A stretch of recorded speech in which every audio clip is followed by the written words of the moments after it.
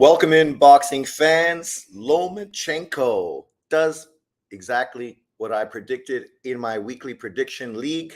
I was off by one round. I predicted a Lomachenko stoppage in the 10th round. Loma did it in the 11th. Congratulations to the Matrix, Vasily Lomachenko. Uh, Obviously, this card was a little weird today. We had some crazy commentating, screwing up the cards, butchering things, confusing everybody. And going into the last fight, I was praying that it wasn't going to go to the cards because God only knows what may have happened. But luckily, Lomachenko kept it in his own hands and stopped that from happening. And we ended up getting a fantastic performance from Vasily Lomachenko, doing what neither Teofimo Lopez nor Devin Haney were able to do, which was stop George Kamboses. I know some people were saying, oh, Kamboses is not the same fighter he was before. He's 30 fucking years old. Never really took a beating in his career, but he wasn't the same fighter he was when he fought Lopez and he fought Haney. No, he's exactly the same fighter. The difference is styles make fights. Skills pay the bills. Let's use the statements that people have been using for years to describe guys like Floyd Mayweather. The difference is Lomachenko is a more skilled fighter than Lopez and Haney. Stylistically, Lopez was tailor-made for him far more than he was for those fighters. But let's check out who's in the house. What's up, everyone? Worldwide, what's up? DJ, beautiful body shot in round 11. Hard recoils in. AP the Great. Kamboses is a fraud. I don't know if he's a fraud. He was a unified champion and beat Teofimo Lopez. Most people took it for what it was. If you ever look at my videos post-fight, I said that in a rematch, I felt confident that Lopez would beat him. And I always felt confident that Haney would beat him. And once again, I always felt confident Lomachenko would beat him. He's a top 10, 135-pounder. He is what he is. Lomachenko looked great, back to the pound-for-pound list, and should be undisputed. You're using this win to shit on black fighters. Huh? Because I said that he did what Lopez and Haney couldn't do? There's one black fighter, one Hispanic fighter. How am I hating on black fighters? But, keep being an idiot. Wayne Evans says, Loma looked good. Tank said he's after Frank. We know that's a lie. Kamboses lost every round, schooled, and stopped. I did have Kamboses win one round, even though the punch count would tell you the opposite. But I tend to be very fair in my scoring. Loma is just amazing. Kamboses couldn't keep up. What's up, Sean? What's up? Levels have proven tonight. Loma showed that. ESPN and Top Rank is milking George for that large Australian draw. Well, you might as well utilize fighters that have a fan base, right? And he has a big win against Lopez. So based on that, he could still sell specifically against a top opponent like Lomachenko. That fight made tons of sense. That's why they planned on doing it a few years ago. So better now than never, right? Now Lomachenko could fight either Shakur for the WBC title and unification, Tank for the WBA, or Navarrete if he gets past Lomachenko's countryman. And that's why I think that fight makes the most sense, because there's sort of a revenge strategy to it, kind of like a Nui just beating Neri, who beat his countryman Yamanaka. If Navarrete beats the Ukrainian opponent that he's going to be fighting next, who is a teammate of Lomachenko in the Olympics, that would just be a very interesting storyline to sort of push forward. Loma would beat both Haney and Lopez in a rematch. Stank ain't going nowhere near Loma. Great fight for Loma. Top Rank production is horrible. PBC is far better commentary and everything. Oh my God, Gene. Gene, you just look like an idiot. You're making this about race. Nobody else is. Nobody's talking about the PBC. No one's criticizing the PBC. George looked like a fish out of water. And a lot of that goes to the good commentating by Tim Bradley. Bradley broke it down scientifically. And that's exactly how things unfolded.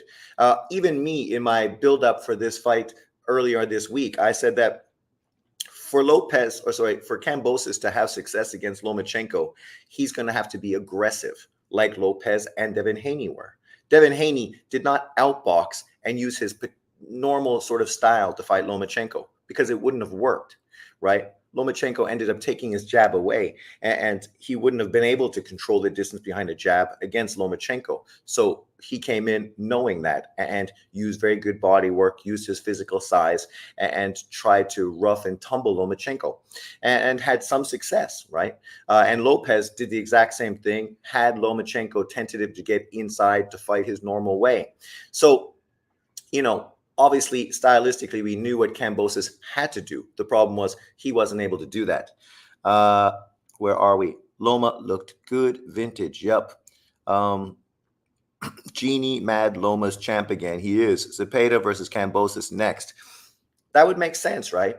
I mean, the truth is, Zepeda is supposed to be mandated by the IBF to be Lomachenko's mandatory opponent next. And that's a tough fight, right? Zepeda stylistically is a very difficult opponent, I think, for Lomachenko. But I think, obviously, if Lomachenko fights Navarrete in unification obviously trumps mandatories. So that would obviously be the fight to make. PBC is horrible. They don't promote their fighters nearly as well as Top Rank. That's just a fact. That's why every top young Black American amateur fighter signs with Top Rank, and none of them signed with the PBC.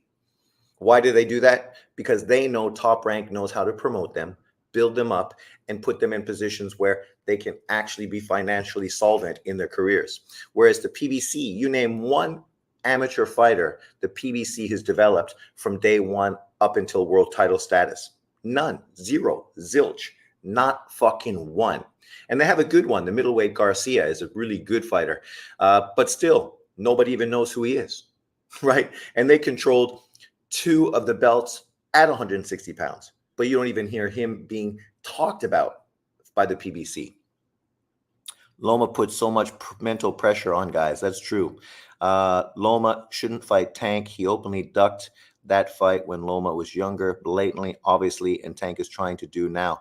Well, I don't think the fight with Tank Davis and Lomachenko is really realistically going to be happening anytime soon anyway, because both Shakur and Navarrete are both connected to Top Rank. Obviously, Shakur, after this fight against the German guy that Frank Martin already beat, which is kind of a shit fight, but Top Rank is trying to throw him a bone because they're trying to get him to re-sign. So they'll throw him an easy fight, pay him well against the guy that he should look good against, considering he did not look good in his last fight.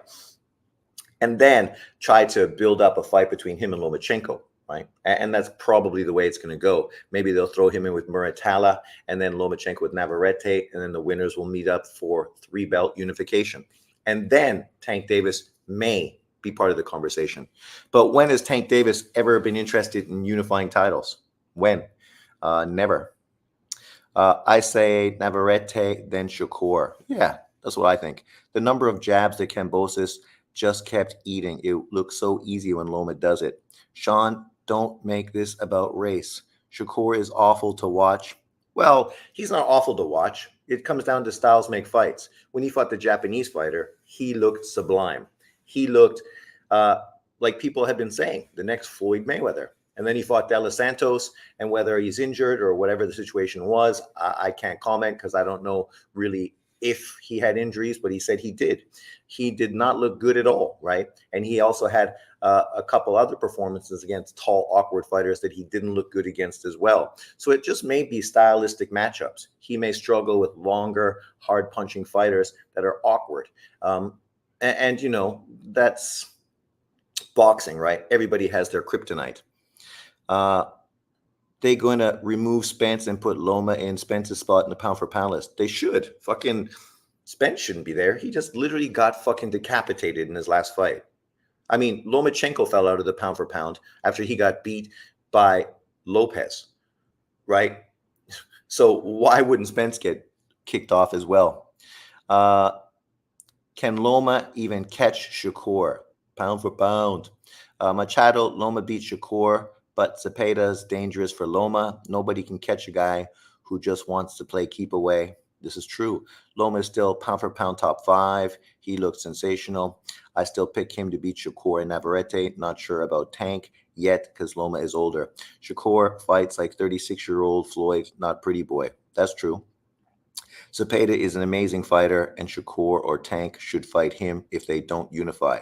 Well, I mean, I think Zepeda versus Tank Davis would be a fucking great fight. Most people feel that Zepeda defensively gets hit too much, so Tank Davis would eventually land something. But, he's taller, longer than Tank. If he could set up his jab to continue his pressure and just overwhelm Tank, who's not a volume puncher, he may do what I thought Munguia was able to do against Canelo Alvarez, outwork him, right? If he's able to use his jab effectively. But chances are the fight's going to turn out kind of like Canelo and Munguia. Zepeda is an amazing fighter. Yep. Spence was ranked too high on that list before Crawford murdered him. Well, that's true, right? People always, a lot of PBC fans, they want to push their fighters to the top. They want to do everything they can to really fanboy for the PBC. And it's understandable. I mean, if you are so connected to a promotional company, you want to cap as much as you can. I mean, look at the LDBC now. Literally every single video they put out is somehow fucking about Devin Haney. Literally. You can't go to those channels and actually learn anything about the sport of boxing because they're not talking about boxing. They're only talking about Devin Haney, right? And now, of course, that Devin Haney got beat by Ryan. So now it's all Ryan drug testing stuff and, all of that. But the point is, yeah, that happened. Fucking until we find out what's happening next, do we need to continue to push that narrative again and again and again and again? Literally, Usyk and Fury is fighting soon, right? Next week. You just had Canelo fight Munguia. You just had Inui fight Neri. You just had Lomachenko fight Kamboses. There's tons of great fights, yet these channels continue just talking about Devin Haney, right? Because unfortunately, American boxing fans are interested in all that back and forth and all that race narrative. So they just put out the content they know these people will eat and buy into, which is unfortunate because, there's more to boxing than that. Where are we? Roy says LDBC looked dumb for having Haney pound for pound number 2 over Usyk and Inui. Well, that's what I said all along. I mean, I didn't say Haney shouldn't be pound for pound. He was an undisputed champion and then went on to become a 2-weight world champion to boot. So you definitely could talk about him maybe being top 5 or just under top 5 at that time. And obviously he lost to Lomachenko, most people feel, but he got the win in a competitive fight where if you felt Devin Haney won, I'm not going to hate on you because the truth is you got to praise Devin for putting on a very good performance against the best opponent he'd been in with, right? And, time will tell. And that's what I always say. People can say whatever they want. They can push the narratives that they like, but eventually time will tell. Time will expose all truth, right? And that's that's just going to happen, inevitable. Haney has no power and doesn't have the it factor. That's true. That's why he's trying to be all gangster, right? In his clothes, with the grill, the way he's acting. No white boy can beat me. But you just got embarrassed by a Latino guy who's more white than he is Latino. It was funny. I was listening to Connor Ben talk to Ryan Garcia, and actually that'd be a good fight. The PED Olympics, between two guys that are currently dealing with PED legalities. You throw that fight in at 147 with no drug testing, perfect for both of them. There's no title on the line. It's just a big fight and a spectacle. But the funny thing is, Ben speaks Spanish better than fucking Ryan Garcia does. Being from the UK, most of these UK guys, especially boxers, most of them train in Spain and Portugal. Obviously, it's better weather, it's cheaper. And so they mostly have gyms down there where they spend their off season or, training camps. And obviously their off seasons as well. Haney may never be the same again. Kamboses got robbed.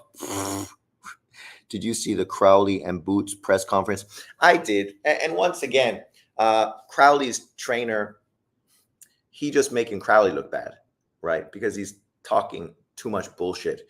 I know they're trying to sell the fight, and you do what you do, right? Some people love that shit. They love the back and forth. So he's just trying to do that. He's trying to get the whole sort of conversation going. And now what, he's going to step in the ring with Boots' dad? I mean, fuck, give me a break. And then Crowley, I mean, the fact that he was close to retiring, you could see the kid mentally is not really there, right? He's proud of himself because he's holding himself together, even though he's went through so much turmoil. What does that tell you when he's in the ring and it gets tough? He's going to fold. And it's not a surprise. There's no fighter currently at 147 pounds that I think can fucking hold a candle to Boots Ennis. Not Mario Barros, not Stanionis, not fucking Santillan, not Ryan and Devin Haney if they come up in weight. These dudes are all fucking food for Boots Ennis. And Crowley is no different. But it's good that at least Boots is getting an opportunity to actually earn his IBF title and do what he had to do. Crowley is too nice for boxing. That's true. I feel bad for Crowley. You know, my Canadian brethren. At least he's going to get a decent payday, if nothing else. I agree with that take, Sean. You know, it is what it is. I thought Eddie Hearn's buildup for the press conference, the whole Philadelphia, blah, blah, blah, blah, blah, was great. Because in truth, really, that's what Boots should be. He should only be fighting in Philadelphia. He should be a superstar in Philadelphia. He should be running up the Rocky stairs for fucking Pepsi commercials in Philadelphia, right? They should market him. He should only be fighting at the Spectrum or somewhere else, the Omni. I can't remember facilities in Philadelphia. But like, that's what he should do. They should build him up that way so they has a very strong local fan base, right? Who you got next week? I'm leaning towards Usyk. I like Ennis versus Stanionis fight. I like it. Don't get me wrong. I think that is probably the best out of all the fights. But Stanionis is not on that level. He's a good fighter. I'd like to see him against Mario Barros. That would be pretty interesting. They feeding Crowley to a prime Siberian tiger who hasn't eaten in 3 days. That's fucking fact. That's fact. Yeah, I don't know if that fight goes 6 rounds, in truth. But what Crowley said was true. He did get fucked over by the IBF. He fought that Uzbekistanian fighter who was the #1 ranked IBF welterweight and was in line to get an Errol Spence world title fight. Crowley, being part of the PBC, he, of course, got that fight and was supposed to be put into mandatory position. He won that fight, and he said all of a sudden he went from being number 3 or 4 on the IBF rankings to number 14. So you win the fight that's supposed to make you #1, and you end up falling all the way to 14. See, if Turki Al-Sheikh can do anything, and I'll fucking scream this from mountains around Taiwan, he needs to get rid of fucking the sanctioning bodies in boxing and just streamline it to one sanctioning body globally that controls fucking everything as far as world titles and all of that type of stuff. Because, man, the cancer to boxing is the sanctioning bodies. And we see this shit fucking time and time again. I was just looking at the rankings yesterday, and I saw somebody was ranked #1. Who was it? Oh, fucking Stephen Fulton, right? Stephen Fulton was ranked #1, I think, by the IBF at 126 pounds. And it was like, so you got knocked the fuck out by the monster Inui at 122. You haven't even had a bounce back fight, and all of a sudden the IBF is ranking you #1 contender at 126 pounds. Like, you should have to fight 2 or 3 ranked fighters in the sanctioning body before you're even thought to be a mandatory for the champion. But, no contest tonight. That's true. Dude, don't you think it's hilarious that none of the usual suspect YouTube channels are talking about the undisputed heavyweight fight? Shy. There's no black fighter involved, so they don't give a fuck. But that's the problem. I was just watching that big fight that happened in the UK yesterday, right? Bentley against the other dude, right? And I watched this fight, and I was just thinking, if this was America, this fight would be getting attention for all the wrong reasons. It'd all be based on the fact that one dude was white and one dude was black, and that the black guy has been mistreated and not given the respect he deserves his whole career, whereas the white guy is a hype job who, gets everything fucking handed to him. And then, of course, all the people would come out praising Bentley for destroying him in that fight and talk about how he deserves to be the best fighter in that weight class and is pound for pound number one and should get all the accolades in the sport. But in the UK, you don't hear that. You don't hear YouTube channels in the UK talking about that Bentley fight and making it into a race thing. They're watching it because two domestic UK fighters are fighting. It's a great fight on paper. May the best man fucking win. And Bentley, I had Bentley winning in my prediction league. I felt comfortable that he would win. Bentley is not an elite world-class fighter, but as far as a domestic UK fighter, very good fighter. And he proved that, right? Destroying that dude. No contest tonight. Loma is still the king at 135. Teo went into that fight at 10%. Yeah, I wouldn't say 10%, but obviously I don't think he was at his best. And I stated that in multiple videos. And I said in a rematch, I feel that he deserved to win. But Lopez only has himself to blame. Right? Ring IQ made like 1 million videos talking about the fact that he, trying to fucking get paid more than he deserved, stretched that shit out like he shouldn't have. That fight should have happened probably 4 or 5 months after he beat Lomachenko, right? As a mandatory, because that mandatory fight was set before he even fought Lomachenko. Any real boxing fan not pushing a Devin Haney narrative knew that the winner was going to fight Kamboses next. That fight had long been mandated, and Top Rank was going to give it to him quick. But unfortunately, he made it all about money, ended up fucking himself up, cut some of the people in his team, and then ended up not being 100%. And it's all because of his decisions. I mean, I like Lopez, but he's his worst fucking, the worst thing in his career is himself. LDBC was pushing Cool Boy Steph so hard. They were only when he was an Inouye opponent. Prior to him being an Inouye opponent, they weren't even talking about him. They didn't even know he existed. They didn't care. They weren't pushing for a undisputed unification fight between him and MJ Akhmedov because they don't watch boxing like that. Even if there's a Black American dude there, they still don't watch it because they're just cherry picking a particular group of fighters. And he was also PBC. There was every reason to support him. Maloney is the next Mayweather. Fucking Maloney. What a whinging fucking cunt. Like, if anybody should have been moaning and groaning, it should have been his brother in Japan, because I felt his brother won that fight in Japan. But he didn't win today. And then he said he was injured, so he couldn't fight at his best, and he couldn't give it his all. So you even admit that you didn't give it your all because you couldn't, because you were injured, which is why you fucking lost and why people felt you got outworked.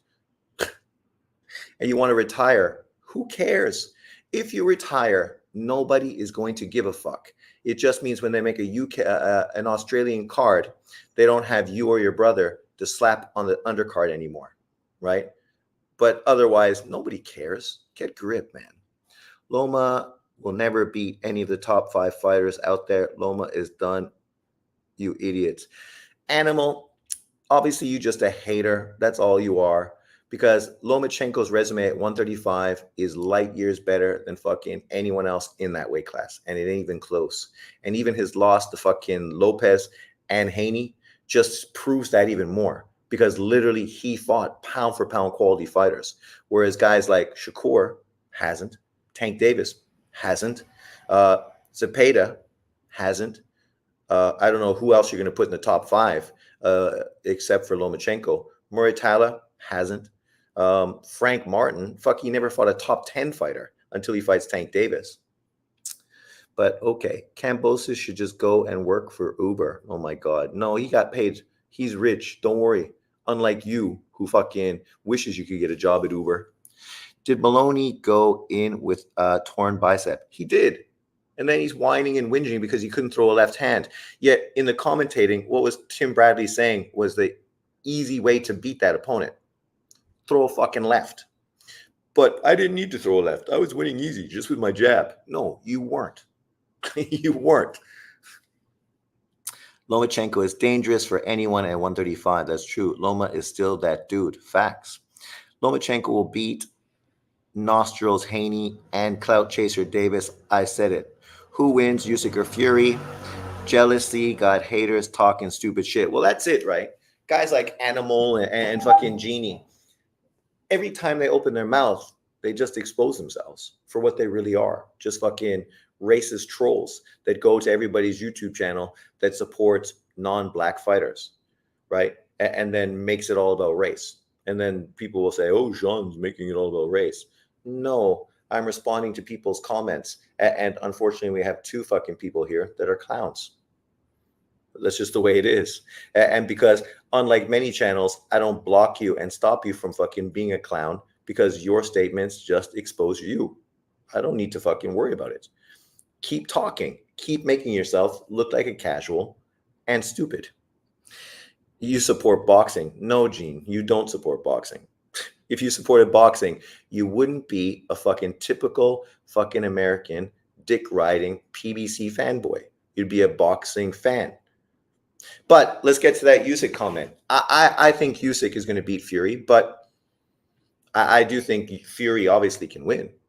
The problem is I think Fury is coming in with the wrong game plan. He's coming in to outbox the boxer, kind of like Anthony Joshua did. And I'm a big AJ fan, but I think that was the wrong technique.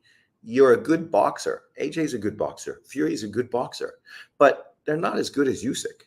Usyk is on a different level boxing wise, right? What they have that he doesn't have is natural size, right? He's a natural heavyweight going back to the beginning, 6'3", 220. That's pretty big if you go back to historical heavyweights. But Fury and AJ, they're fucking anomalies, gigantic monsters in the heavyweight division with skill set, right? Where are we? Did you hear Tim Bradley after the fight? Straight hating, dudes, an embarrassment. I don't know. What did he say? Hating on Lomachenko? My stream literally fucking stopped. I didn't even get to hear the score, like the announcement or anything. So I didn't hear anything like that. He's the best at Canelo. How do you score the Hugh versus Johnson fight? How do you screw the scoring like that? Oh my God, eh? Like, I think everyone felt Johnson deserved to win. But obviously for the champion, you're going to be pretty disappointed when you go to Australia. They say that you won the fight, and now obviously you're feeling great. And then all of a sudden they say, wait, hold up. Sorry, you lost. And now you're like, what the fuck? Now it just feels like corruption, right? If you would have just lost and they would have said it normally, you may have felt, oh, that was more of a hometown advantage. But now the way that unfolded, it just makes Australia and that whole fight card look really stupid. I actually buy pay-per-views, use excuses for living in Taiwan that you don't buy PVC pay-per-views. See, but that's you being a fucking dumbass. Because I can't buy pay-per-views.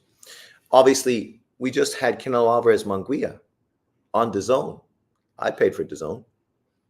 Every single DAZN pay-per-view fight that I can buy, I buy. I mean, but you're going to act like I'm the problem.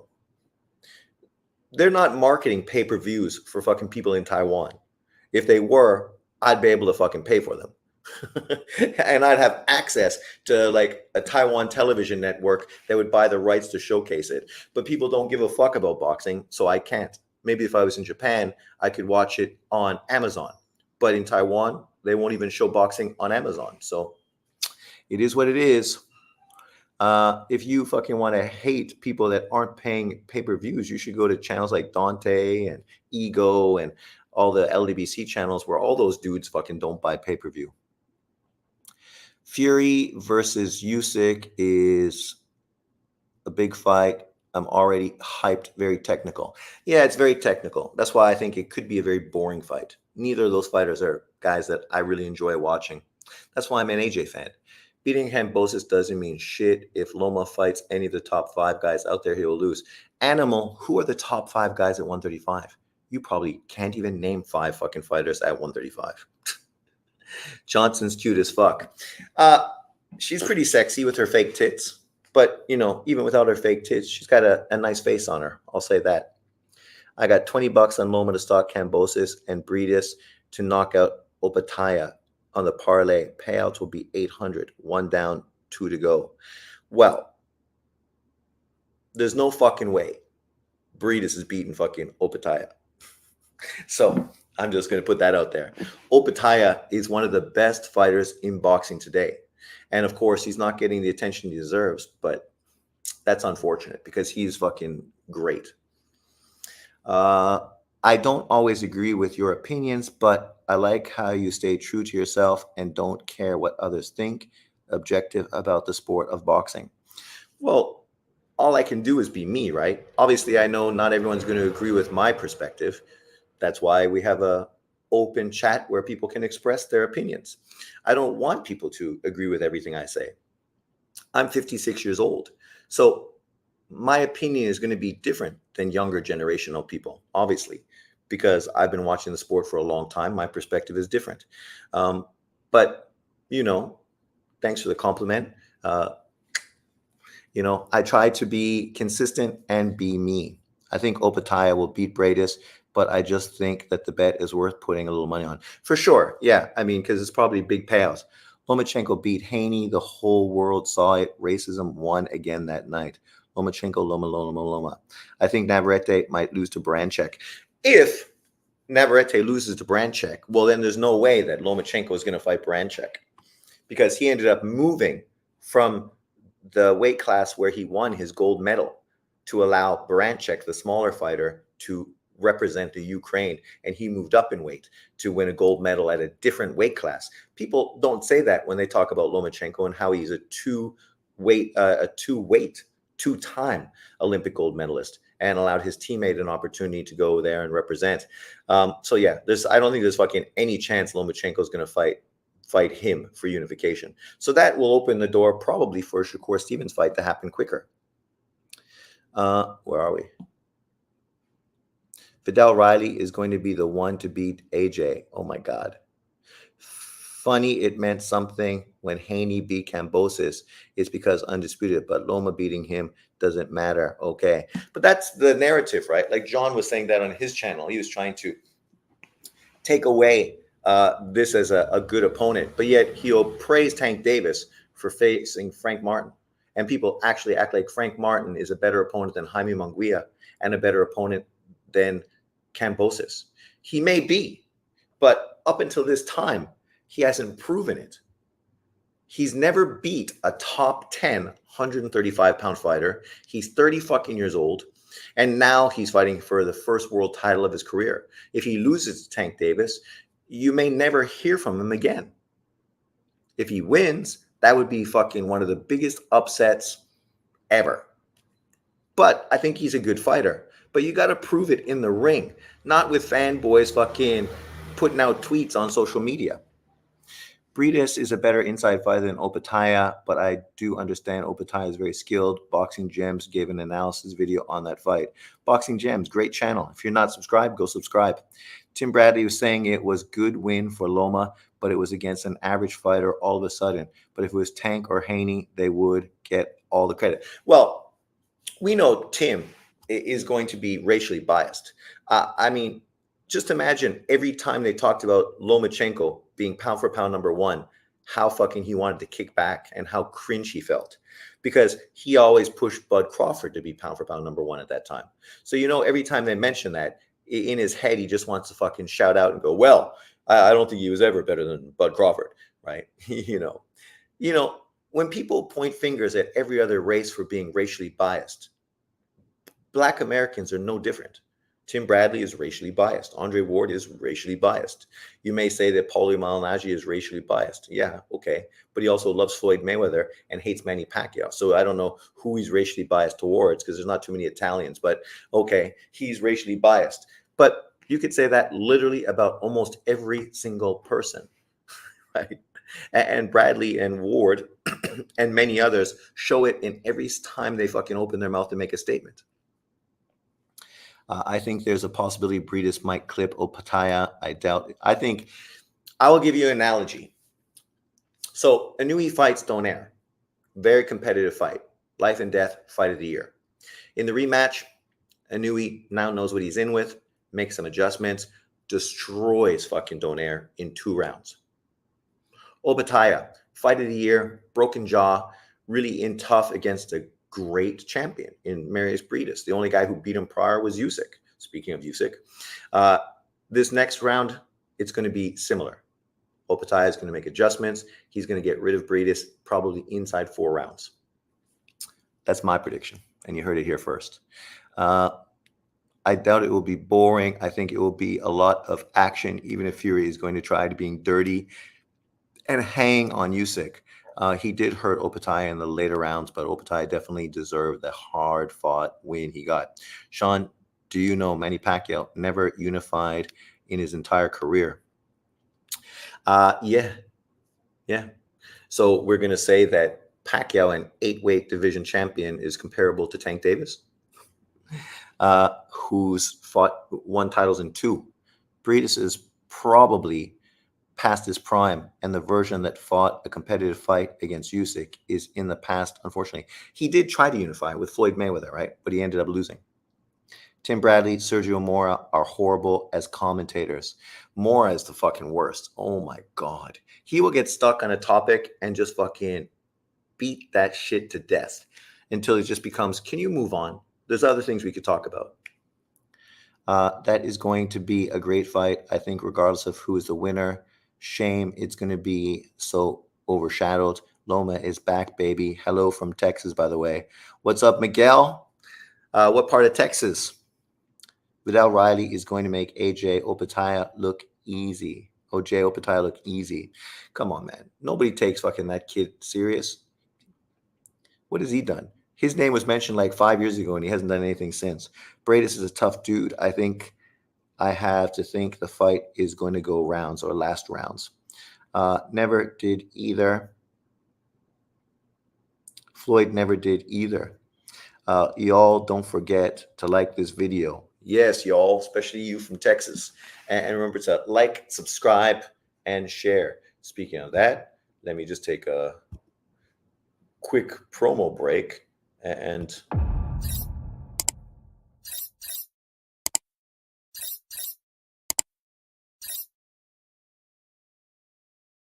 we're back. Just a short reminder.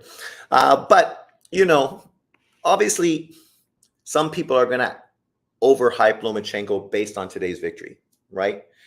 People do that. You're a fan of a fighter. You get overly excited when your fighter does something sensational. Today, what Lomachenko did was sensational. Whether you want to take it away from him or not, Lomachenko literally stopped George Kamboses for the first time of his career. Something Devin Haney couldn't do on 2 occasions, and something that Lopez wasn't able to do. And obviously, we know Lopez is a much harder puncher and much more dangerous than Lomachenko. The reason Lomachenko did it is because he broke him down and then stopped him late.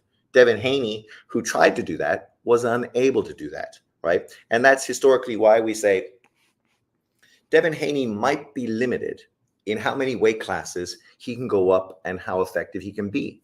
This is not meant to be hateful towards him. With Lomachenko, when he moved to 135, he was no longer dominant like he had been earlier. Fights became more competitive, right? He was able to drop guys and hurt them, but not as easily able to finish the deal, right? And we've seen that on plenty of fights where he could have potentially scored the knockout win, whether it was Petraza. Did he stop Luke Campbell? I can't remember. Campbell. I know he dropped guys. Comey, right? Those wins easily could have been stoppages.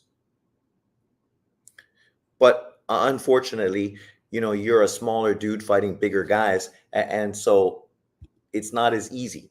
And for Haney, that's the situation. Now they're talking about him and Ryan fighting at 147. I mean, neither of those dudes are ready to take on fucking Boots Ennis. Let's just say that. Because Boots Ennis destroys those fucking guys.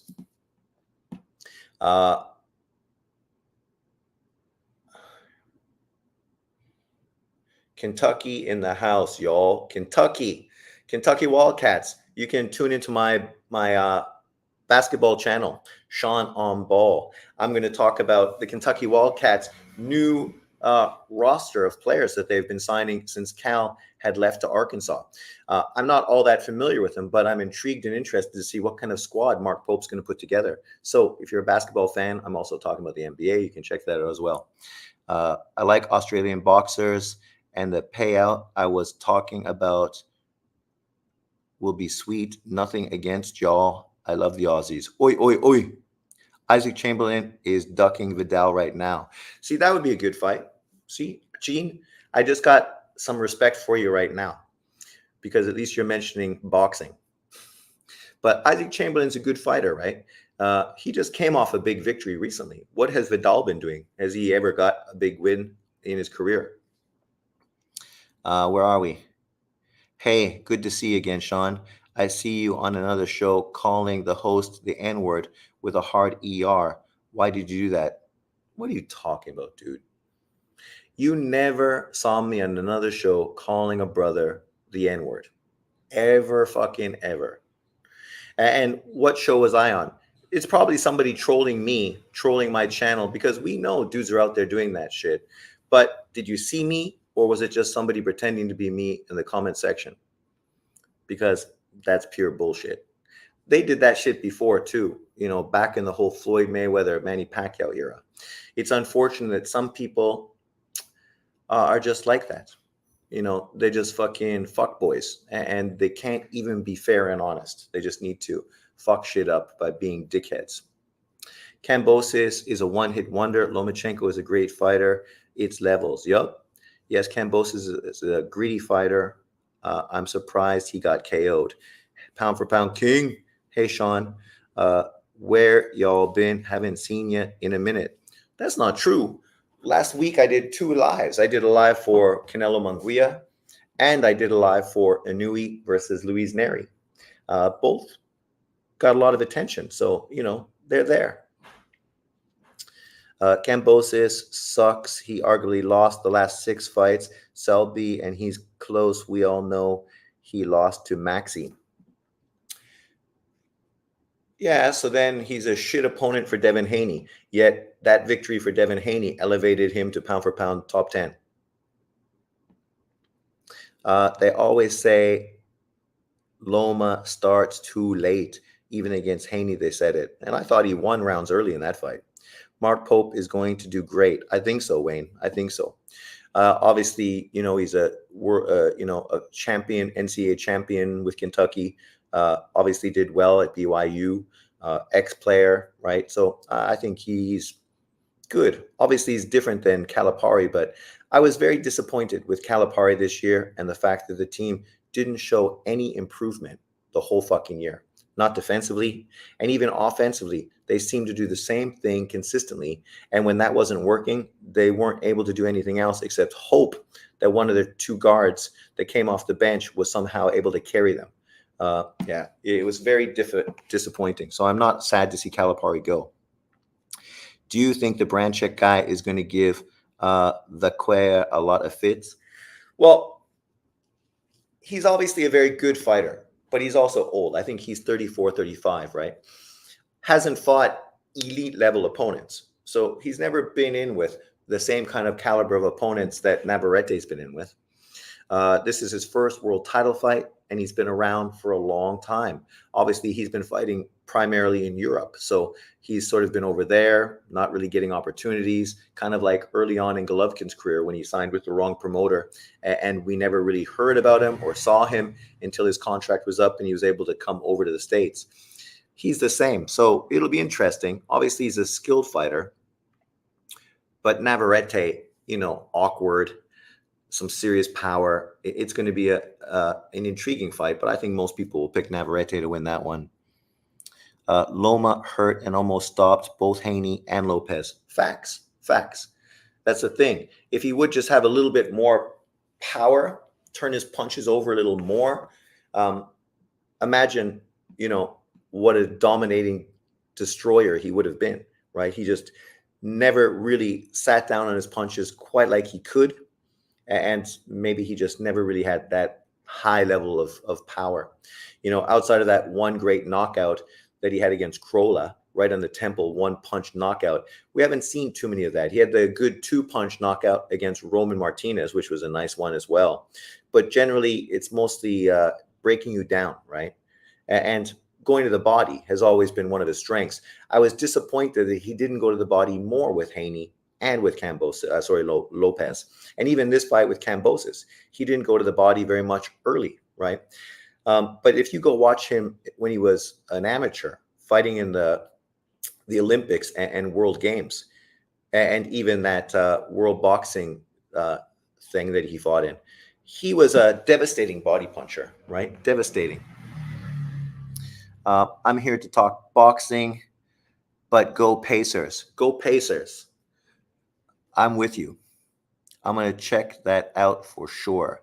Obviously, the video, yep. Pillow fist couldn't stop George in 22 rounds. That's true. Now Tank is calling out Loma. Well, we knew that eventually Tank was going to call him out after ducking him for years. Good experience for Kambosa. They reaching, Sean. Did you? I didn't get the unit notification. Yeah, you know YouTube, right? You just gotta always check in, especially on fight nights. Loma is still got it for sure. What do you think about Carlos Adames fighting Guasha? I think that's a lame fight, actually. Well, I think it's fair, right?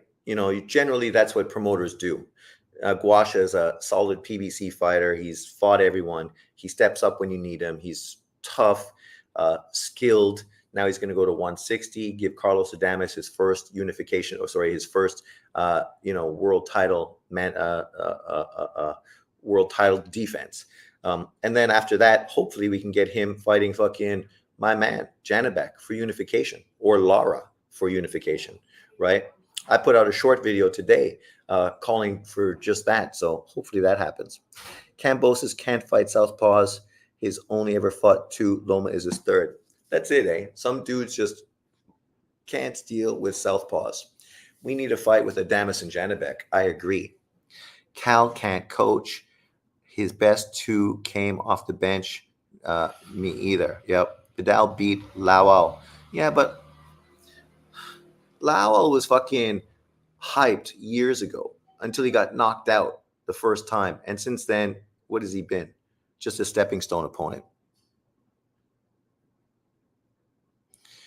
What do you mean? Isaac's already fought better opposition. He fought fucking what's his face, the British gold medal winner who's now at heavyweight, the awkward Frankenstein dude.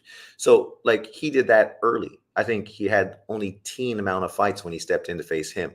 I mean, come on. When the fight makes sense, promoters will make it. Are they on the same promotional team? I'm not sure about the UK, but I mean, obviously that's an important thing going into making fights and why fights don't get made. The good news is apparently it's being mandated that Anthony Yard is being scheduled by, I think, probably the WBA to face Boazzi. And that fight is fucking dynamite. And the winner of that, please take on Bivol. It'd be good if the WBA put Better BF into champion in recess to allow that fighter to become the WBA champion in the meantime, so that not WBA. See, if it's WBA, I mean Bivol's the WBA champion. But it would be great if they were able to fight for one of Better BF's titles, just to allow that to be a unification fight. Since that fight's basically off the table now, it may never happen. Loma's going to take the Tank fight next and return soon. I don't think that's going to happen. Baranchek couldn't knock out Yigit, who is garbage, but he's still skilled. Well, he's not a power puncher, right? Nobody said he's going to knock out Navarrete. Loma was going easy on him.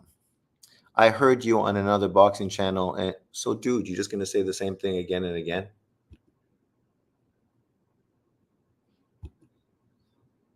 Like, people are fucking idiots, man. Literally, we're talking boxing. Keep your racist bullshit fucking somewhere else. Go back to the LDBC. Got knockouts. Hey, got the Knicks. Well, the Knicks are playing good, right? I just figured they didn't have the inside game, and that would eventually be their demise.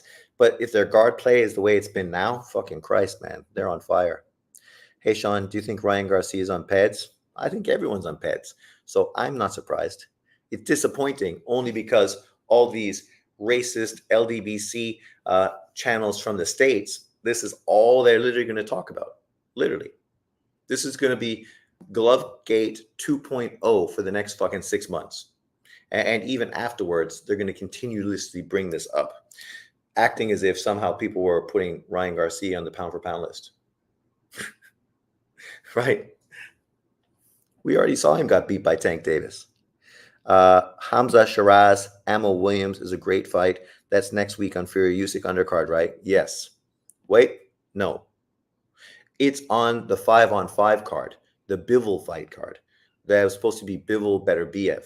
And unfortunately, now Bivol's fighting some dude I fucking have never heard of. But the 5-on-5 card should still be good. I'm excited about Hamza Shiraz versus Ammo Williams. I think Hamza Shiraz, that kid could be special, man. Special from the UK.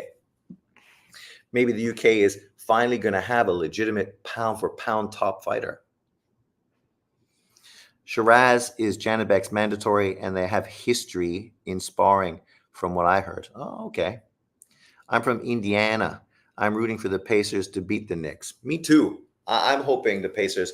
I did my prediction for the playoffs and did my bracket, and I felt that Indiana would beat the Knicks because they just have a better inside game, right? With Turner and Siakam, they also have good guard play.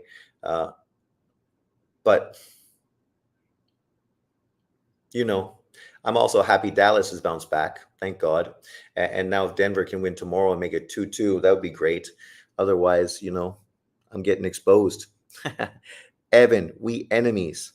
Where are you from, Ralph? The Knicks are gay. Laugh out loud. I'm going to be great series. I like the Knicks now because the big man, the power forward dude fucking from Kentucky isn't playing. Because he's garbage. That dude is a ball hog. He don't fucking play defense, and he doesn't even fucking rebound, right? Garbage. The team is way better with him injured, and that tells you a lot because outside of him, who do they have for size? Not much.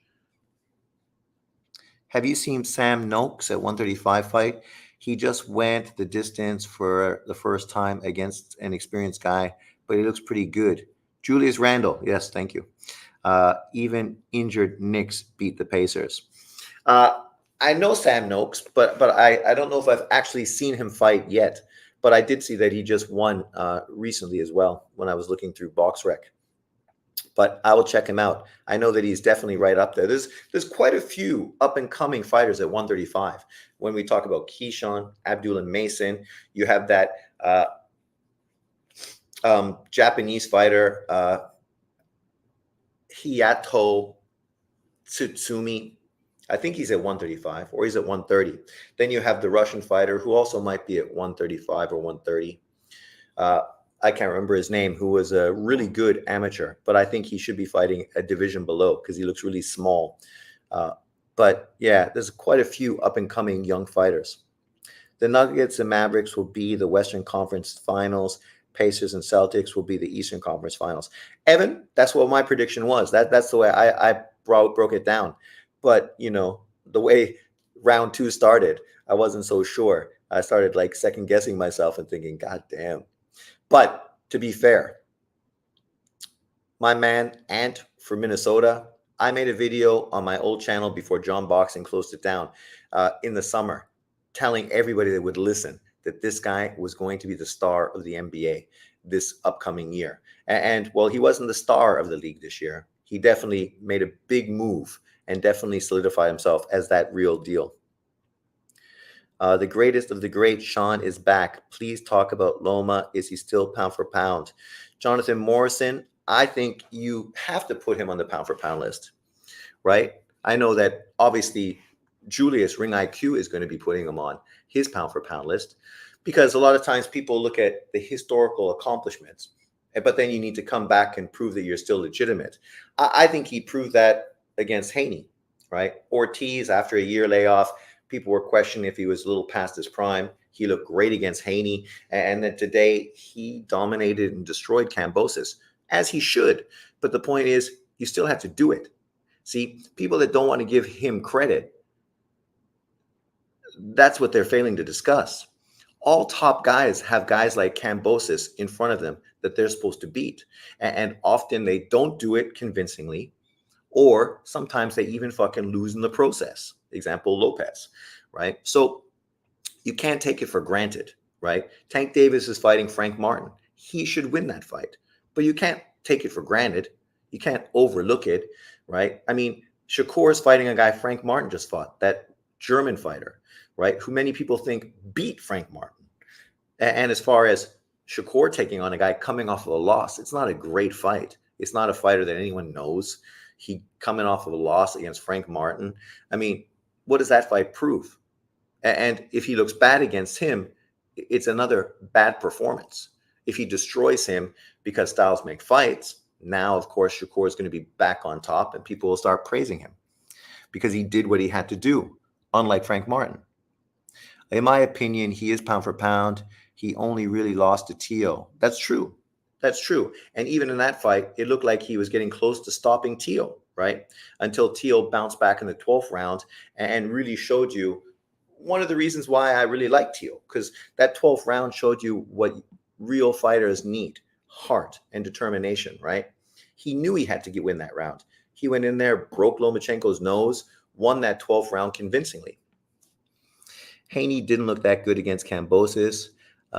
Agree, he looked good against Haney and stopped a guy who Dev couldn't stop. Exactly. Where are we? Spot on H Money's channel, Sean. Spot for you on.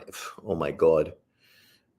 I wonder, that guy's crying his balls off because fucking Lomachenko won a fight. That dude's just a hater, man. A guy who quit against Arnold Barboza. Who? He beat Haney. People need to cool their jets. Muratalla now until he beats somebody. Well, Muratalla did beat some people. He beat Nakatila and destroyed him. In his last performance, he didn't look great. But as we just said, sometimes people just don't look great against certain style matchups, right? He lost to Tio on points, but won the fight, in my opinion. Loma took 6 rounds off, for fuck's sakes. Sean Unboxing, I was live in the event.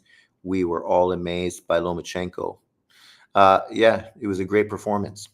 I think George needed Lopez Sr. in his corner. Why haven't you stopped him? Lomachenko is a better fighter than Tio. Lopez is glorified bum, but he's got a bad style for Loma. Similar to Mayorga versus Forrest. Achilles, I know that. Yeah, you look at that, right? Vernon Forrest beats Shane Mosley twice. And Shane Mosley was on everybody's pound for pound list, right? Beating De La Hoya, even though he's on PEDs at that time as well, which people ignore. And then, of course, faced Forrest, got beat easily because styles make fights. And then Maigora fucking destroyed Forrest, but didn't Shane Mosley beat up Mayorga, if I'm not mistaken? Sean, in person, it's amazing how good Loma is defensively. So you just got back from the fight. So you live in Perth. Nice, nice. That would have been cool. I mean, I'm disappointed that I haven't been to a real fight. I would have loved to go to the Inui one, especially the recent one, 55,000 stadium. But even that, people got turned away and couldn't get tickets, right? Because they do some stupid lottery fucking situation. And me being outside of Japan, I don't even know if I'd qualify. So, yeah. No, I traveled to Perth from New Zealand. Nice. Now that's fucking hardcore right there. Remember Tio's dad telling Tio, why haven't you knocked him out? Yet pure ironic comedy. That's why people question, right? Why you need to have real fucking people in your corner, not just your father, right? You look at Vasily Lomachenko's dad, Anatoly. Doesn't say much, keeps it simple, professional, doesn't fucking yammer. Yesterday in the press conference, he's not even talking to fucking Kamboses' dad. He's taking pictures and videos, right? Totally in the background, ignoring everything. Yeah, mostly beat Mayorga, but that fight took a long time to make. Figured this might be my only chance to see him live. Well, and that's fucking true, eh? Because Lomachenko's getting old, and you never know how that might pan out. So when are you going to see Inui live? Let me know how we can get tickets. Loma's dad is one of the greatest trainers, in my opinion. Built 2 pound-for-pound champs since day one. I count Usyk as one since he trained him. Usyk is in the amateurs, and for Gassiev. Also, right, he was also training Gvozdyk for a while as well. Obviously, Gvozdyk became a unified champion until, of course, he got destroyed. Was he unified? No, maybe he's just WBC.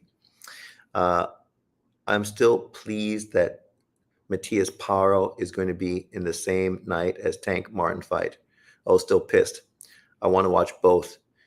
David, Teal got pound for pound potential, but Teal's inconsistent. That's the problem, right? Teal is like Tank Davis.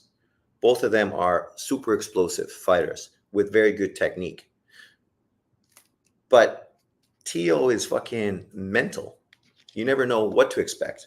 And then he hasn't shown the ring IQ to actually adjust depending on style.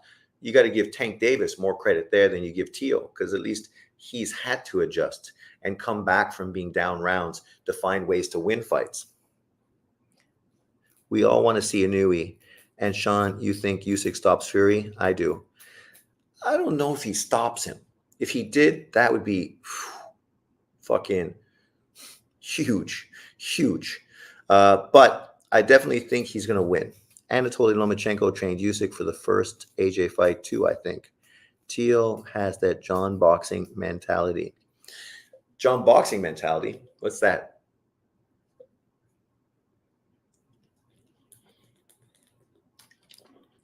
Limited. Problem is, this is also something that people got to understand, right? Some of these older fighters are getting near the end of their careers, right? And we should enjoy them for as long as we can, because there's no guarantee these guys are going to be around that much longer. Whether we're talking about Roman Gonzalez, Juan Francisco Estrada, Lomachenko, Usyk, any of these dudes, right? They could be gone out the door like that. Like you think about Golovkin and how melodramatic his exit from the sport was. Unified middleweight champion. We thought maybe we'd get a Lara fight, maybe a Charlo fight. There was another potential big fight. Oh, Jaime Munguia. That's the fight I really felt we'd get with Golovkin, since they were supposed to do that fight before, right? Oh, yeah, Arthur. I mean, fuck, we all were excited about Better BF Bivol, and now that fight probably is never going to happen because he's not going to be able to get back in the ring until 2025 anyway. And he's going to be 40. So what's the chances of that fight happening? And if it does happen, he's going to literally jump in the fight coming off of an injury and not even having like a bounce back fight. I'd love to see Inui. I just hope he doesn't take Jake fights against Loma and Tank at 130 because of Saudi money. Well, I mean, Lomachenko could probably make 130 and be better for it. So that could be a possibility, but there's no point talking about that now. The dude's got fucking Junto Nakatani that he could fight at 122, which in Japan would be fucking Sugar Ray Leonard, Tommy Hearns. Imagine the magnitude of that fight. Junto Nakatani, 3-weight world champion, coming off of a knockout win against Inui's brother to unify titles at bantamweight. Steps up to 122 to take on the monster in his third title defense of his undisputed 122-pound crown in the Tokyo Dome in front of 55, 60,000 people. That shit would be fucking off the hook. It would be incredible, right? Incredible.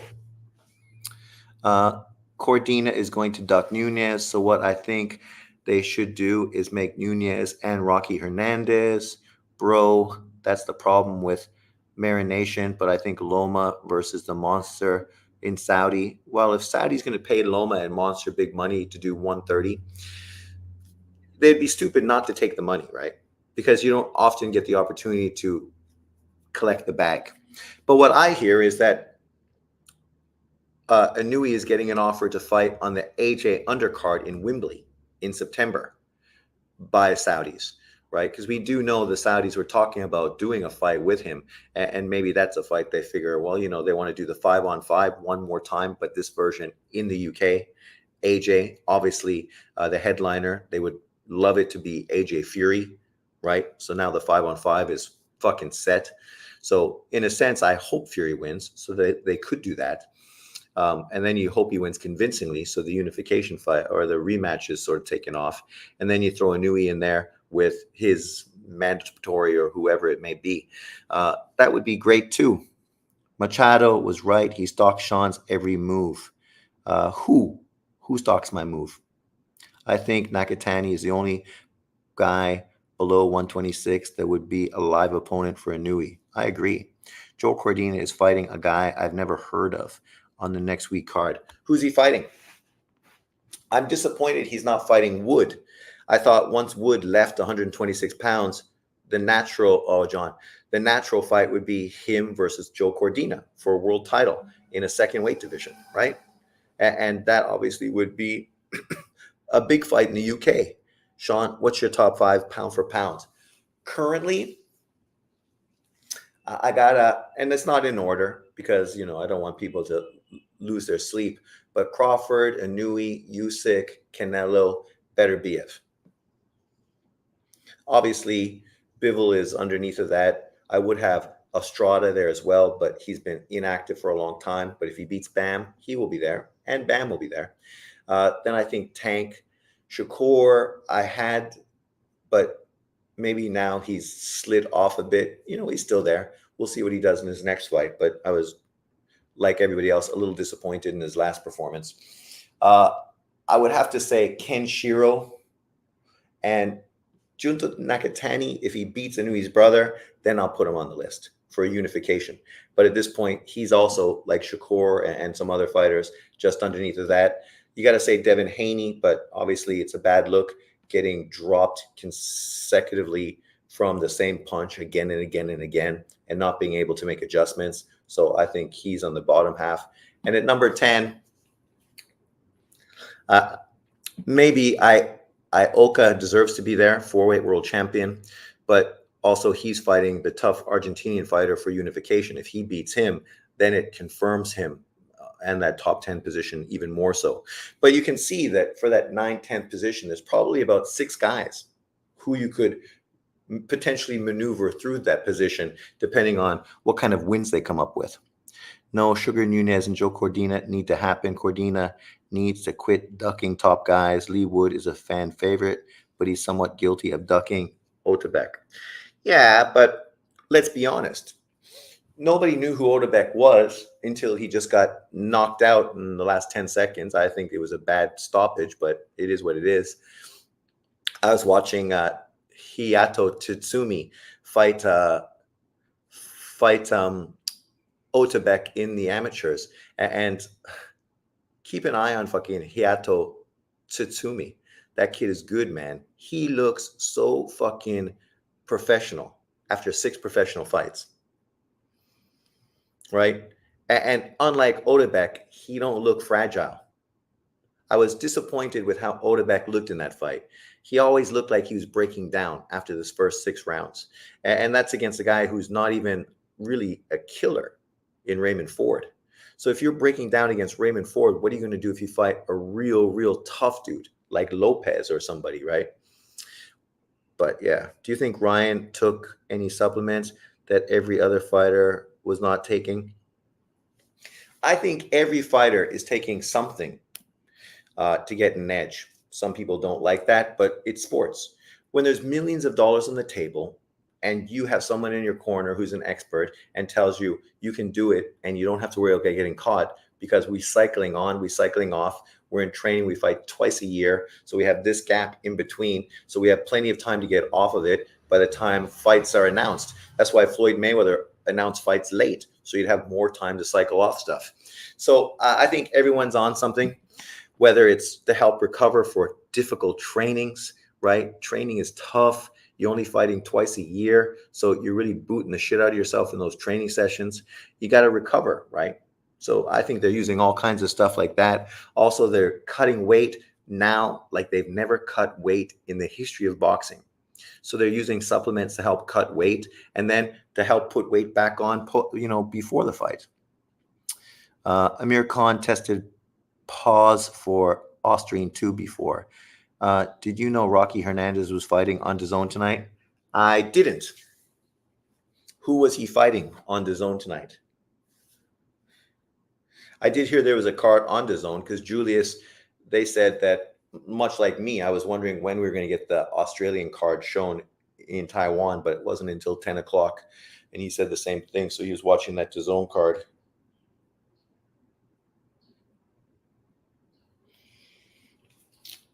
But yeah, let's see who was fighting. Man, I'm half fucking blind. What's going on?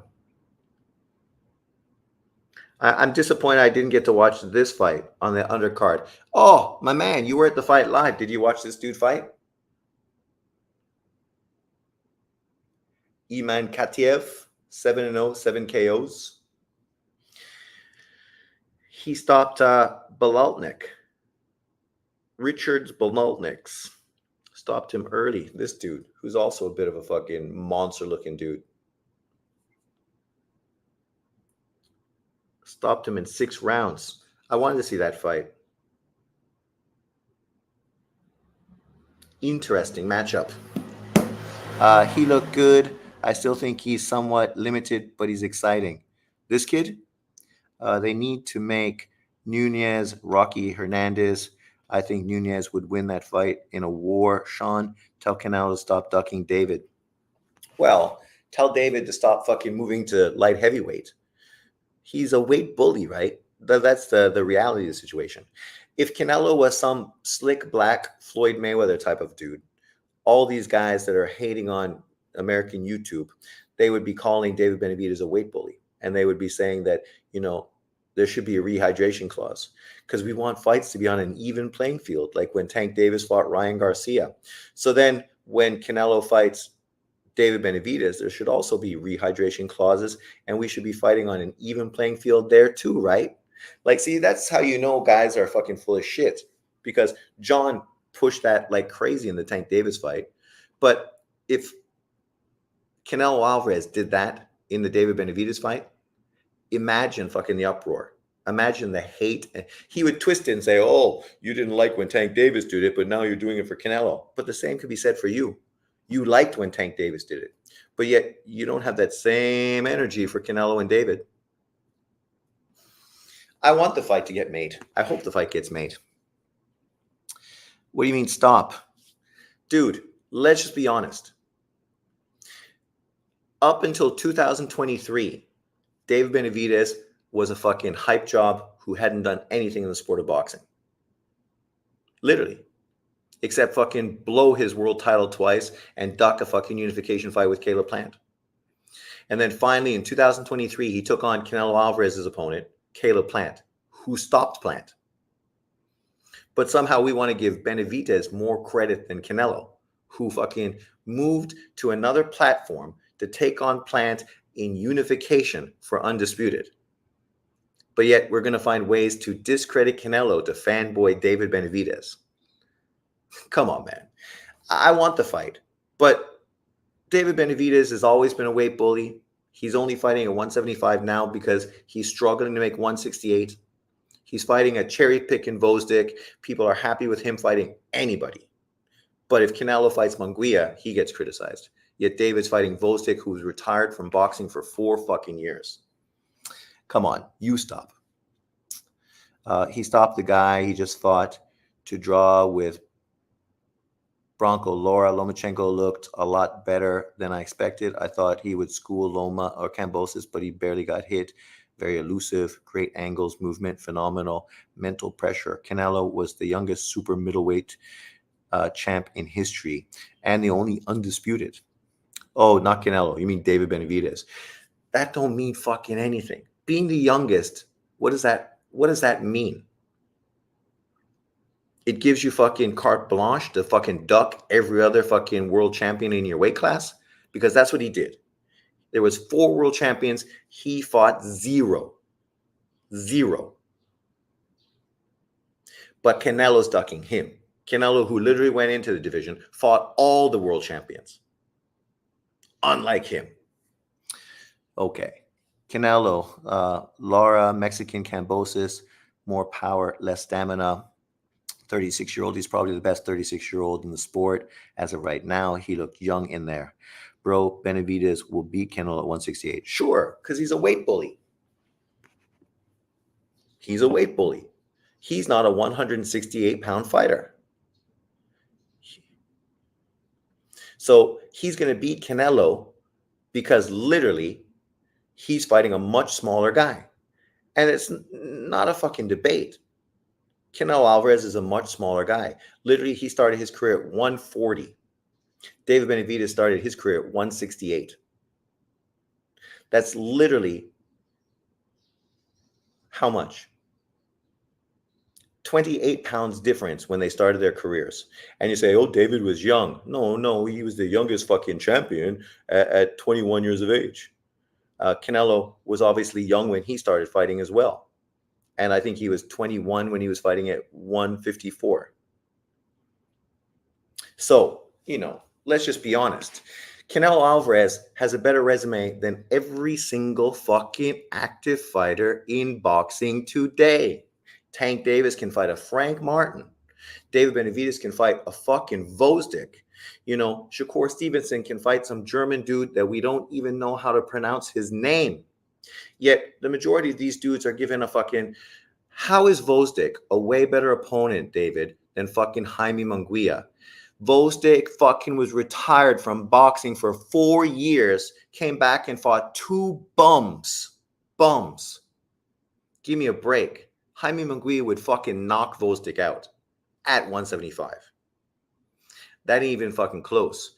This Gvozdyk is going to get trampled by Benavidez. And I don't want to hear guys like Jonathan act like he just did something historically great. Who did Gvozdyk fight in his 2 fights coming back out of 4 years of retirement after getting fucking retired by fucking Better BF? Who did he fight? People, be honest, man. Just be fucking consistent and honest. You don't have to like Canelo, but don't fucking hold him to some level of criticism that you fucking give everyone else a pass on, because that's the problem. I'm not a Canelo fan. I'm a Golovkin fan. Sean, how are you think Lomachenko will try to unify, and do you think he will hang them up? He will try to unify, Nick. Gvozdyk is questionable. He's semi-retired after the... No, he wasn't semi-retired, Larry. He fucking retired. Said he wasn't going to fight anymore. Financially, he was fine. He's going to start a business. He's moving out of the game. That's what he did. For 4 years, he did that until the Ukraine war, and now his went bust. His business is fucking lost, and now he's coming back only because of money. Not because of desire. Not because he all of a sudden thought, I miss boxing. No. It's because he's broke. Man, DAZN needs to do is throw Munguia in there with Diego Pacheco. Pacheco, the fucking French kid, fucking Berlanga. Berlanga is the fight they should do. Gvozdyk is half-done fighter. Sean is correct, and I love Gvozdyk. But he was in his prime, but Gvozdyk isn't the same. No way. I think Pacheco would blast out that hype job. You say that, but fucking Pacheco in his last fight against a nobody looked like garbage. Munguia, the hype job, even though nobody's hyping him up, but somehow he's a hype job. That hype job actually won a world title, actually fought in world title fights. Pacheco, while I like him, it hasn't even fucking come close to that level yet. Why? Because his team isn't confident and they're fucking moving him slow. That's why. Do you think Loma will fight Navarrete or Shakur Stevenson or bum Tank Davis? I think probably Navarrete. Let me ask you, Sean. You, though, in power would be make Crawford, Munguia. If Munguia upset Canelo, think they would have. Huh? David, what are you talking about? Do you think they would have made Bud Crawford fight Jaime Munguia if Munguia ups? You're fucking talking in circles, dude. You're talking in circles. If Munguia beat Canelo, chances are they'd probably fucking do a rematch. And that would be way bigger than the first fight. Crawford wouldn't come into the conversation. The only reason Crawford's coming into the conversation now is because he wants big money fights. And so that means Canelo Alvarez. Everybody that wants big money fight that's anywhere close to Canelo Alvarez, that's the natural fucking person that people bring you into.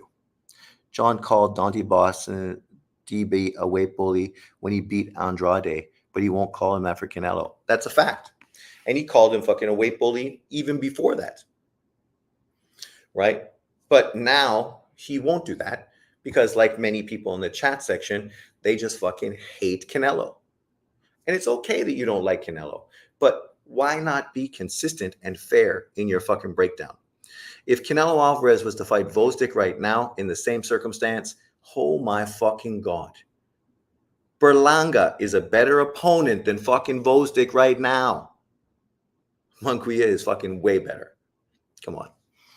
I would like to see Loma fight Navarrete and then Zepeda, stylistic Zepeda versus Loma, fight of the year. That's a tough fight, eh? Tough fight. You know, John Boxing ain't right in the head. Canelo is very good, but not an all-time great. Oh, Jonathan, you're talking out your ass. He's not an all-time great. Are you mental? There's a conversation right now that he is, if not the best Mexican fighter of all time, in the top. So in a conversation with probably top 3 best Mexican fighter of all time, but yet he's not an all-time great. He's not. No, that's your opinion as a hater. Anybody that wanted to use any common sense would say that a guy that was the first fighter to become undisputed at 168, something Andre Ward didn't do, something Joe Calzaghe didn't do, something Roy Jones didn't do, and became a 4-weight world champion, fought literally every single fucking top name available to him. Sorry, outside of David Benavidez, but eventually that fight will happen too. That somehow he's, hey, you can't say Marquez, stop. Marquez got fucking easily outboxed by Tim Bradley. And that was Bradley, who came off of a near-death fight with Ruslan. Marquez was a good fighter, but one-dimensional, only a counterpuncher. He struggled with fucking, got beat by John, the Indonesian fighter, right?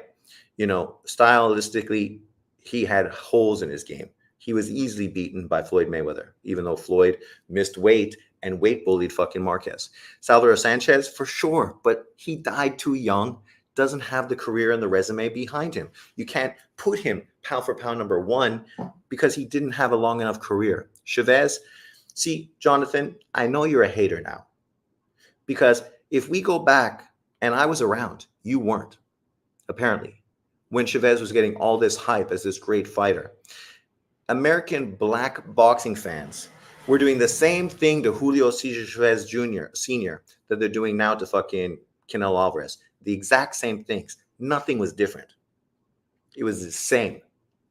And if we go back and look at his resume, that dude fought a shitload of bum-ass opponents in his career. But that was more normal back then, before social media. Pernell Whitaker fought bum-ass dudes as well. And this was a black American pound-for-pound fighter, you know, who didn't have 100 fights on his resume, but fought bum-ass dudes with losing records. But Roman Gonzalez gets criticized because he fought one guy with a bad resume going back to his hometown. People just not fucking fair and consistent. They're talking about putting Zepeda in there, with Cabrera. Yeah, I heard that too. Cabrera's a good fighter, but yeah, he's a pecker and a poker. Sting coming from the rafters. Canelo isn't even close to Morales.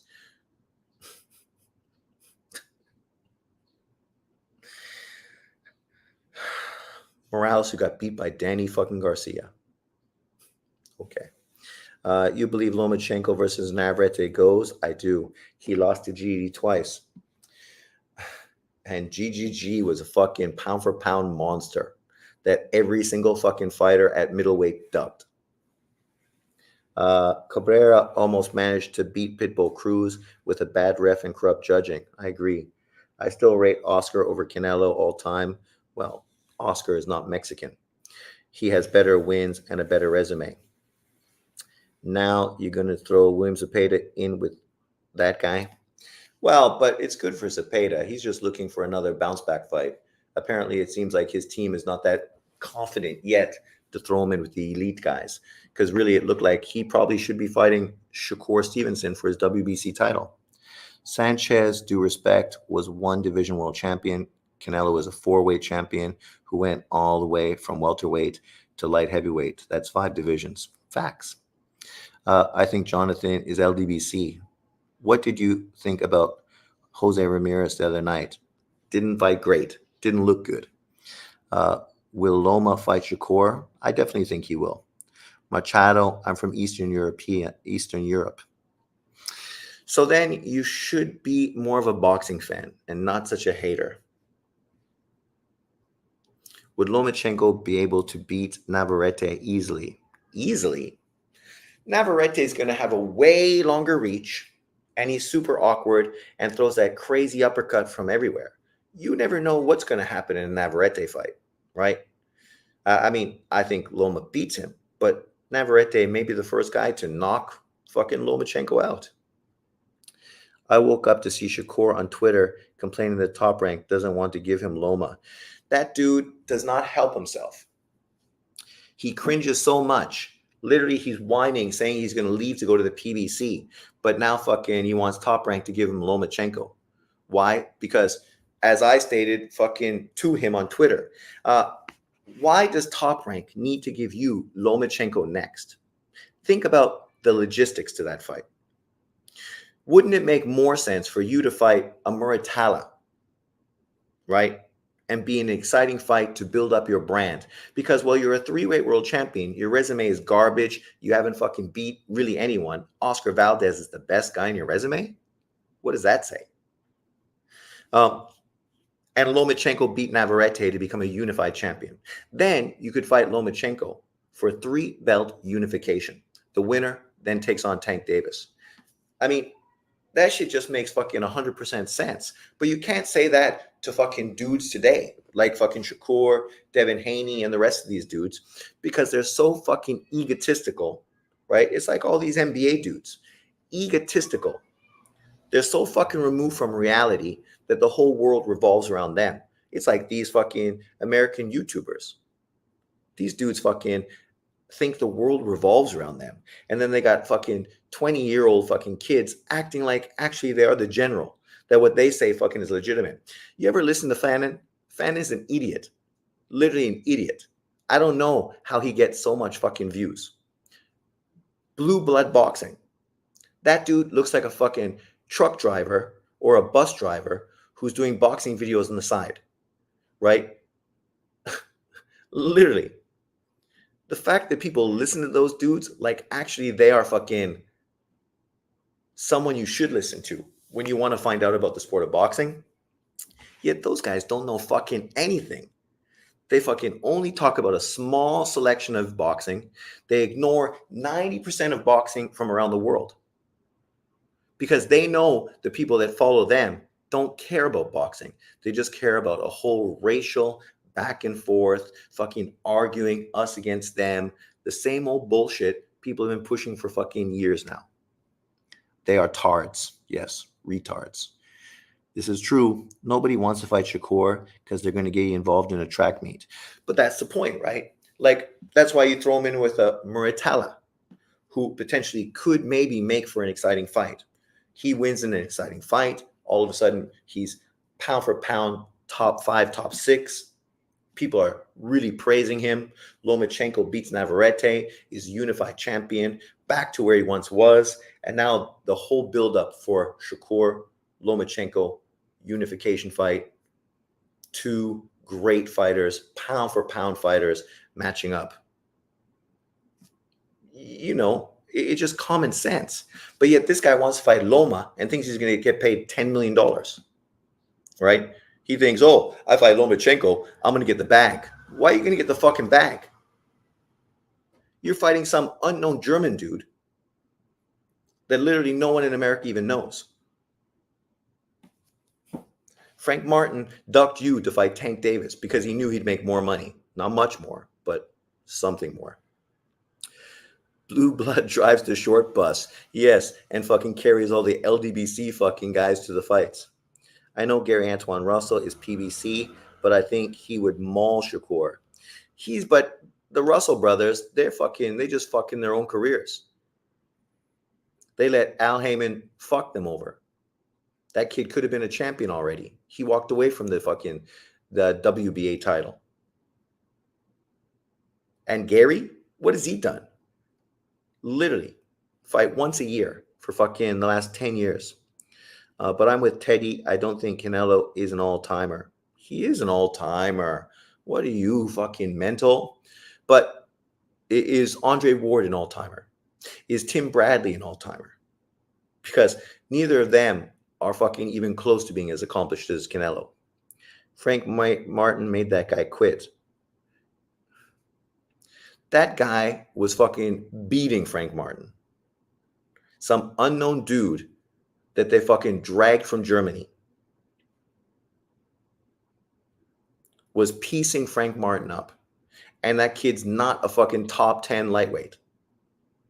That was the best opponent. Oh, sorry. Not the best opponent John thinks was fucking the other dude that fucking, was being hyped by the PBC and then got beat the first time he stepped up and then got caught on PEDs, which no one talks about. But yet we only use PEDs to push racial division. No, that's you, I think. I think that's you. Out of the most current fighters, I wonder which ones will remember 10 years from now memorable fighters. I'd have Usyk, Inouye, Loma, Crawford, Inouye top 5. No Roman Gonzalez, no Juan Manuel Estrada. I heard Russell is either going to fight Puella or De Los Santos. I heard De Los Santos, not Loma. Bam. Most have been long ride home on the short bus for the LDBC when Ryan whooped Haney. Most memorable fighters 10 years from now: Inouye, Loma, Canelo, Bam, Navarrete, Fury, Bud, and in my opinion, Boots. Tank Davis is there too. Depends on what people do, right? What big super fights they end up having in their career. No Martin won enough rounds early in the fight and finished strong. Well, that's opinion. 78 was calling Neary a scrub and acting like he didn't know who he was so he can downplay Inouye. Of course 78 says that. Neary is a fucking 2-weight world champion. Far from a scrub.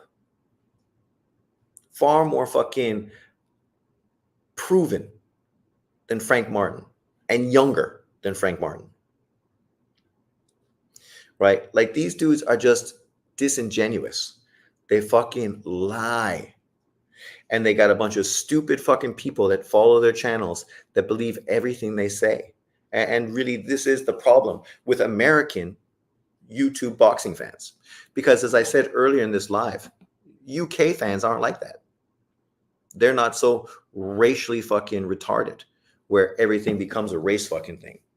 But thanks for jumping in on this last minute live, everybody. I think we'll call it a day. I need to take a piss and eat lunch. It is 3 o'clock and I haven't eaten lunch yet. But thanks, everyone. And we will see you obviously next week. Big fight card. We'll be talking about it this week. Maybe I'll go live, and I will be doing that Kentucky up-and-coming squad breakdown as well as a few other videos that I have set up and the PPT's done. So I'll see you then. Peace out. Enjoy and have a good weekend, whatever's left. Later, everyone. Cheers.